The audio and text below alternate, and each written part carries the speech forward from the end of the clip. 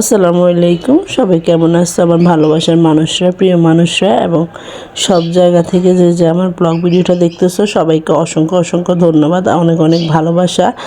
এখানে আজকে আমরা ফ্যামিলি সবাই মিলে খাবো, আর বাইরের 10 জন বলা হয়েছে।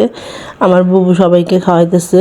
আমি বুবু বলে ফেলছি, আসলে ছোটোবেলায় আমরা বড় বোনকে বুবু বলতাম, তাই এখনও বুবু বলতেছি। আমার বড় আপু খাওয়াইতেছে সবাইকে, আর রান্না করতেছে আমাদের সনি। ও রান্না করে সবাইকে আজকে খাওয়াবে। আসলে ওর ফাঁকটা খুব মজা হয়, আমার খুবই ভালো লাগে ওর ফাঁক, তাই আমি রান্না করতেছি না, আমাদের সনি রান্না করতেছে সবার জন্য।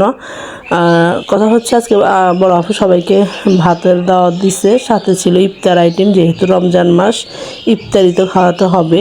এদিকে গরুর হাড় দিয়ে ডাল রান্না করা হবে, অন্যদিকে গরুর মাংস। রমজান মাস অত একটা বেশি খাওয়া দাওয়া হয় না, খাওয়া যায়ও না, তাই অল্প করে কিছু রান্না করতেছি। এখানে আমাদের বাড়িতে কিছু মেহমান আছে, তাদের জন্য মুরগি, মাছ, ডিম এগুলো আলাদা করে রান্না করা হয়েছে। আমাদের কিছু মেহমান ছিল, আমি রাইস কুকারে গরম পানি করে রাখছি, এগুলা দিয়ে রান্না করতেছি।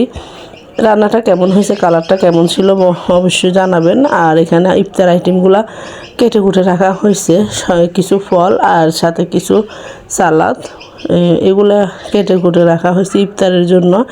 একদিকে ইফতারের প্রস্তুতি চলতেছে, আর অন্যদিকে আপু শরবতের আইটেম নিয়ে বসছে। আমি এখান থেকে আবার আপুর কাছে চলে গেলাম। আসলে সে আমাদের সবার বড় বোন, তাই আমরা সবাই বড় বোনকে অনেক ভালোবাসি। বড় বোনও আমাদেরকে ঢাকা থেকে চলে আসছে ইফতার করানোর জন্য। দেখেন এত ভালোবাসা কোথায় রাখবো বলেন। বড় আপু ঢাকা থেকে চলে আসছে আমাদেরকে ইফতার করানোর জন্য। বড় বোন তো বড় বোনই হয়, তাই না? অনেক ভালো। সবাই আমার আপুর জন্য দোয়া করবেন, সে সবসময় অসুস্থ থাকে, যেন সবসময় শরীর ভালো থাকে তার, এই জন্য সবাই দোয়া করবেন।